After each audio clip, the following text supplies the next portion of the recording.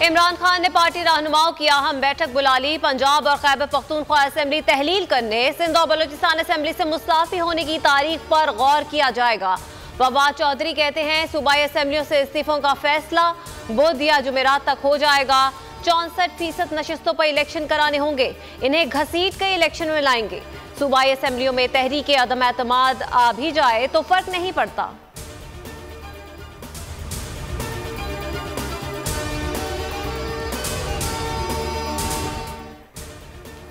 बेहतरीन ऑप्शन असेंबलियों की तहलील है। इमरान खान का जहन उसी तरफ है। रावलपिंडी इजलास में वजीर आला खैबर पख्तूनख्वा, पंजाब के सीनियर वजीर और वजीर आला गिलगित बल्तिस्तान ने इमरान खान के फैसले पर कहा आमीन। शाह महमूद कुरैशी बोल न्यूज के प्रोग्राम तब्दीली में गुफ्तगू करते हुए कहते हैं पीटीआई के असेंबलियों से निकलने के बाद 568 निशस्तें खाली हो जाएंगी।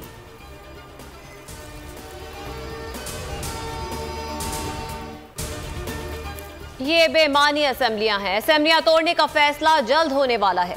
बाबर अवान की एटीसी के बाहर गुफ्तगू, कहा पाकिस्तान में 900 के करीब मजमूई तौर पर इलेक्शन होता है। पाकिस्तान में इन दिनों नई तारीख बन रही है। मईशत की बहाली के लिए इमरान खान जैसा दलेर आदमी चाहिए।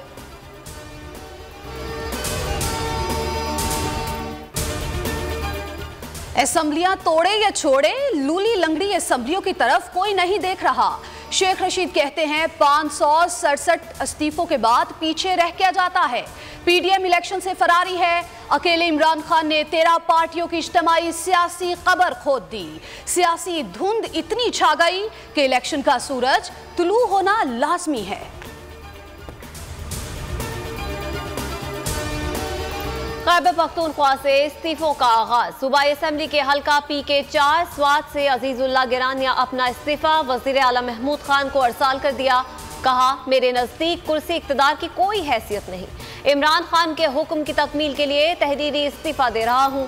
सीट मेरे पास तहरीक इंसाफ की अमानत है। PTI के रुकने सिंध असेंबली सईद आफरीदी ने भी अपना इस्तीफा शेयर कर दिया।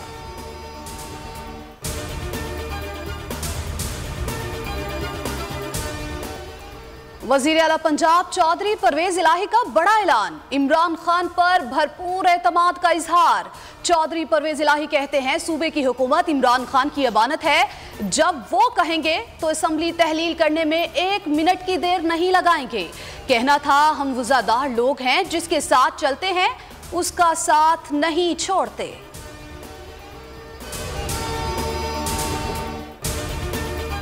इमरान खान के खिलाफ थाना संगजानी में मुकदमा, अबूरी जमानत में 9 दिसंबर तक तौसी।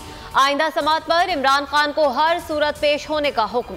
वकील बाबर अवान ने कहा इमरान खान अदालत पेश होना चाहते हैं, जख्मी होने की वजह से सफर नहीं कर सकते। मेडिकल रिपोर्ट अदालत में जमा, समात 9 दिसंबर तक मुलतवी।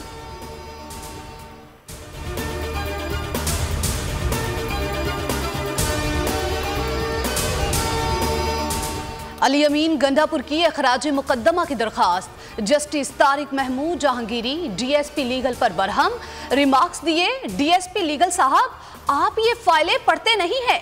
अभी मैं इंक्वायरी करूं तो आधी पुलिस अंदर होगी, कोई एक सादा सबूत भी नहीं। हद हो गई है। हाईकोर्ट में ये कहानियां नहीं चलती।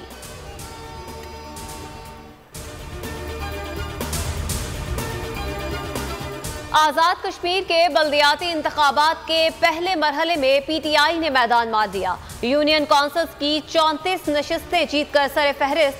पीपल्स पार्टी ने 23, नून लीग ने सिर्फ 8 सीटें जीती। आजाद उम्मीदवार 4 पर कामयाब। मुस्लिम कॉन्फ्रेंस 3 नशिस्तें हासिल कर पाई। मुख्तलिफ इलाकों में PTI कारकुनों का जश्न।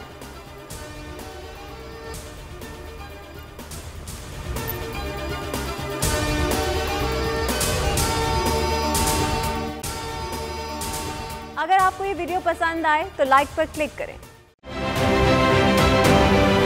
आप ये समझें, ये जो हक है ना, हक पे खड़े रहना और हक को बोलना, ये दूर से लगता है तन्हा हो गए लोग। आप खान साहब को देखें, तन्हा दिखाई देने, सारी जमातें मिलकर उनके खिलाफ हैं। लेकिन आज भी पाकिस्तान की आवाम उस हक की आवाज़ के पीछे जो है 80% से ज़्यादा आवाम उनके साथ है। सेम एग्जैक्टली इसी तरीके से बोल की कहानी है भाई। बिल्कुल अलग आपको तन्हा दिखाई देगा, हर जगह आपको खड़ा हुआ नजर आएगा, हटेगा नहीं किसी चीज़ से। और उसके साथ भी 80% आवाम अगर आज आप देखें तो उसे बोल दिख रही है।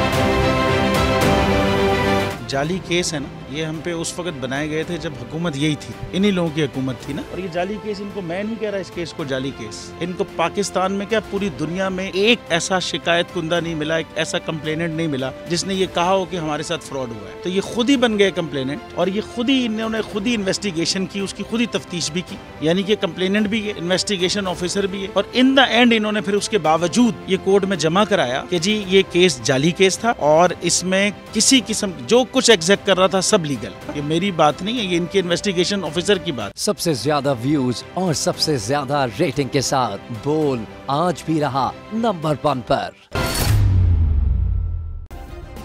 सब्सक्राइब करें और बेल दबाएं ताकि कोई खबर रह न जाए।